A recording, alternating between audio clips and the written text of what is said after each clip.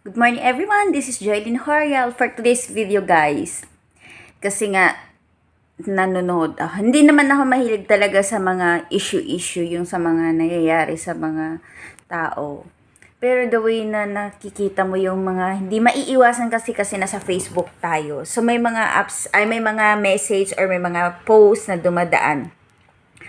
So, katulad nung isang CEO, na pinatay silang mag-asawa. So, parang kawawa lang kasi nagsisikap lang naman sana sila para sa pamilya nila. Pero hindi talaga maiwasan na may mga tao talagang naiinggit, no?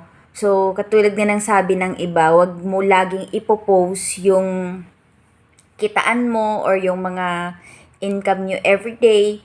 So, may point naman doon. Minsan iniisip din natin, kasi tayo nga ang iniisip natin, nagsisikap tayo para sa sarili nating pamilya, nagsisikap tayo para sa kinabukasan ng pamilya natin. Pero hindi nga naman talaga maiwasan na may mga taong inggit, may mga taong hihilain ka pababa, may mga taong gagawa ng paraan na para babagsak ka. So, may mga tao na akala nila dahil panay na yung post mo, gusto nilang uutang, so hindi ka makapagpautang, ikaw na yung naging masama. Kapag nakapagpautang ka naman, pagdating ng panahon na kailangan mo yung pera, maniningil ka na, ikaw na yung maging masama kasi tumapang ka na bilang naniningil eh.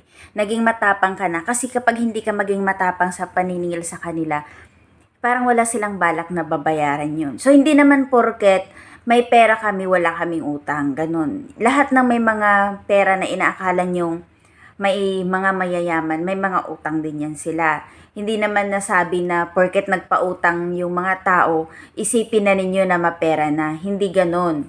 Dapat ikaw na umuutang, meron ka ring sariling utak, 'di ba? Yung utak mo sana magiging malawak din kasi pinautang ka dahil kinailangan mo. So dapat naman sa oras na sabi mo magbabayad o sinisingil ka, gawan mo ng paraan kasi yung pera na yun ay umiikot lang din. Pinahiram ka dahil kahit alam naman ng mga tao na, katulad ko, kahit alam ko naman nagipit pa rin ako, pero makukuha ko pa rin magpahiram, lalo na't kapag about sa mga, na yung pag-uusapan, may mga sakit, mga ganito. So, medyo ako doon, attached ako sa mga ganyang pangyayari. So, sana naman kayong mga sinisingil, wag namang matapang. Kasi, karapatan naming maningil na maging matapang din minsan. Kasi, hindi lang naman na naniningil kami ngayon, agad-agad kaming naging matapang. Kumbaga, mahaba, katulad ko medyo mahaba talaga yung pasensya ko pagdating sa paniningil.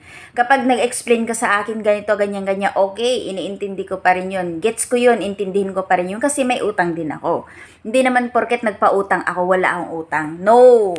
May utang din ako. So, sana mag-gets ninyo yung point na hindi lahat na nagpapautang walang utang. Hindi porket pinautang ka kasi akala mo mapera na yung taong nagpautang sa'yo at saka parang magawin mo na lang siyang thank you. So, sana isipin naman ninyo na madali kayong nakautang, dapat ganun din yung pagbalik ninyo ng perang ng tao. Kasi mahirap. Kasi anong gusto ninyo? Umutang kayo na matino tayong nag-uusap. So, pagdating ng singilan, gusto ninyo magpapahiyaan pa tayo. So, huwag nyong antayin na darating tayo sa point na magkapahiyaan pa sa social media na kahit anong pakiusap ninyo, kung paulit-ulit na lang ganun yung pakiusap, parang wala nang papuntahan yun. So, sana sa may mga utang dyan, magbabayad na rin kayo kasi kailangan ko na yung pera. Kailangan ng mga taong nagpautang sa inyo yung pera. Hindi naman porket pinautang kayo, baliwalain nyo na lang kasi hindi kayo sinisingil.